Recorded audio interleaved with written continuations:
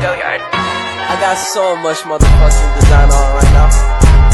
Break it down, bring it back, make it clap. I got 3 old thoughts, new guap, where that thing. Bitches on my line, and you know they come strong. Assalamualaikum warahmatullahi wabarakatuh. Alhamdulillahirabbil alamin, arrahmanirrahim, maliki yaumiddin, iyyaka na'budu wa iyyaka nasta'in, ihdinas siratal mustaqim, siratal ladzina an'amta 'alaihim ghairil maghdubi 'alaihim waladdallin. Amin. Baik, yang pertama, segala puji bagi Allah Subhanahu wa taala yang telah memberikan kepada kita berlimpah rahmat dan nikmat-Nya. Dan yang kedua ialah salawat berserta salam untuk Nabi kita, yaitu Nabi Muhammad SAW, dan mengucapkan Allahumma sholli ala Muhammad wa ala ali Muhammad.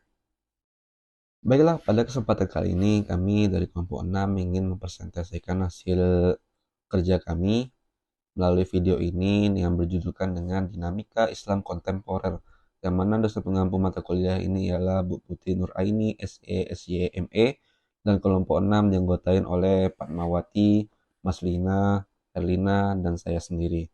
Adapun pada konten ini membahas ada 2 komponen, yaitu hakikat Islam kontemporer, dan yang kedua ialah pola-pola sikap keberagamaan umat Islam. Untuk poin yang pertama ialah hakikat Islam kontemporer. Islam diambil dari kata bahasa Arab yang mana berasal dari katanya itu salimaya selamu, yang berartikan dengan selamat. Dan secara istilah ialah Islam itu adalah suatu agama yang diwahyukan oleh Allah Subhanahu wa taala melalui perantara malaikat Jibril kepada Nabi kita Nabi Muhammad SAW. Adapun yang kata kedua ialah kontemporer, yang mana ia berasal dari awal kan dengan CO yang berarti waktu, porer berarti ialah kebersamaan, dan secara bahasanya itu ialah waktu yang bersamaan, dan secara umum yaitu kekinian atau modern. Maka definisi dari Islam kontemporer itu ialah Islam pada masa kini atau Islam pada masa modern ini.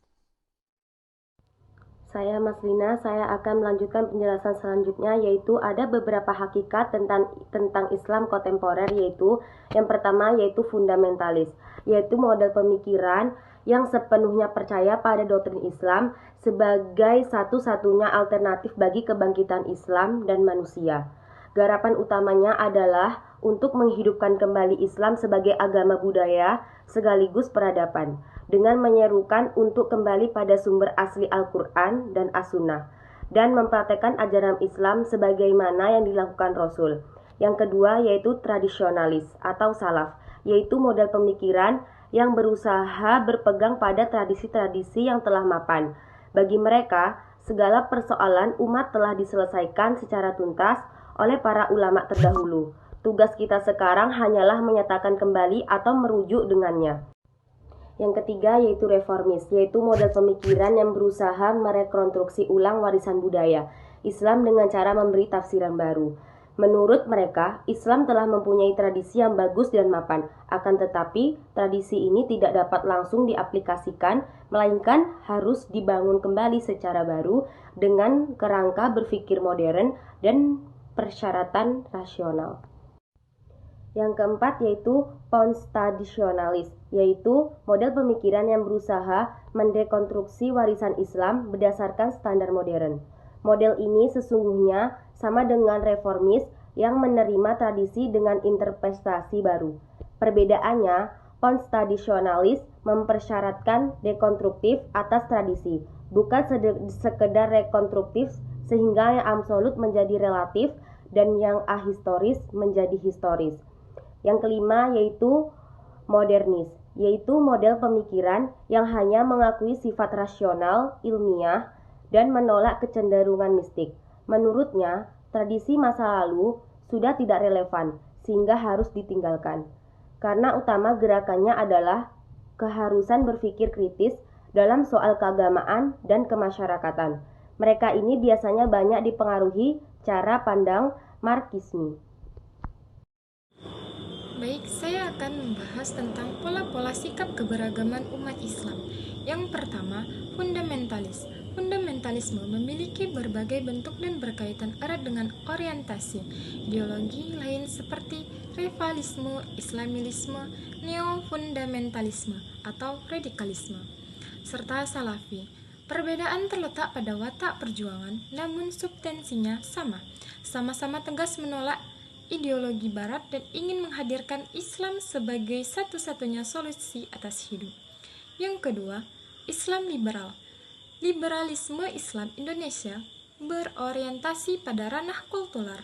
Mereka mengkondensasikan gagasan-gagasan melalui forum-forum ilmiah dan media massa. Mereka gak kurang tertarik dalam wilayah politik. Mereka menjaga jarak dengan ketentuan kekuatan politik praktis. Yang ketiga, Islam modernis. Kelompok Islam modernis pada dasarnya merupakan diaktalitas antara kelompok fundamentalis dan kelompok liberal. Kelompok ini tidak menafikan turas Islam, bahkan menjadikan turas Islam sebagai landasan untuk meraih kejayaan Islam kembali. Namun, realitas kehidupan sekarang ini juga mendasari pemikiran mereka untuk meraih kejayaan tersebut.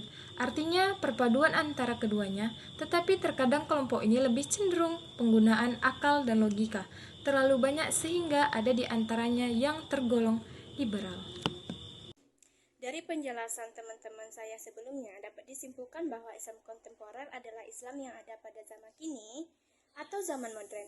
Islam kontemporer adalah gagasan untuk mengkaji Islam sebagai nilai alternatif, baik dalam perspektif interpretasi, tekstual, maupun kajian konseptual mengenai kemampuan Islam memberikan solusi baru kepada temuan-temuan di semua kehidupan dari masa lampau hingga sekarang.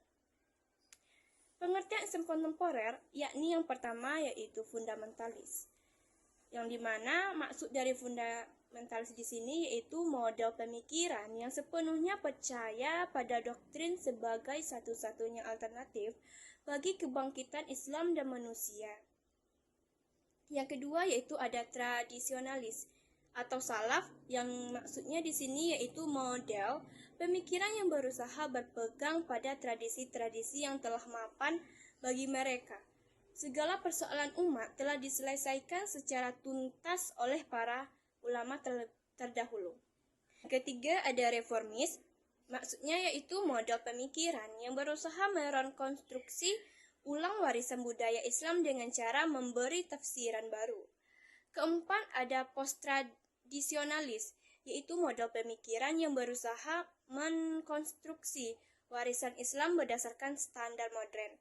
Dan yang kelima ada modernis, yaitu model pemikiran yang hanya mengakui sifat tradisional ilmiah dan menolak kecenderungan mistis. Menurutnya, tradisi masa lalu sudah tidak relevan sehingga harus ditinggalkan.